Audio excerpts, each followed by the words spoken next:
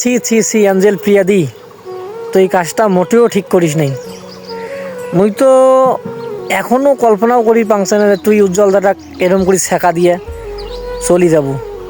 তুই কি কাজটা ঠিক করছিস ক? তো এই উজ্জ্বলদার মাঝে কিসের কমতি ছিল ক? এর মাঝে মুই তো কোনো কমতি দেখো নাই।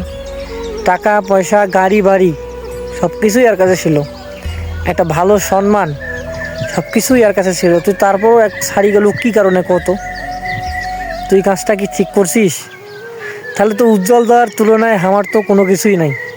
তাহলে হামাগলে আর বউ কি করবে? হামাগলে তো এক সেকেন্ড দাম দিবে না। এটাতেই বোঝা যায় যে মেয়েদের কোনো মন হয় না, আর মেয়েরা কখনো ভালোবাসতে জানে না, মেয়েরা শুধু ধোকা দিতে জানে। তবে অ্যাঞ্জেল প্রিয়াদি, যে কাজটা করছিস তুই, এর জন্য তো প্রচুর আফসোস করা লাগবে, কথাটা মনে রাখিস।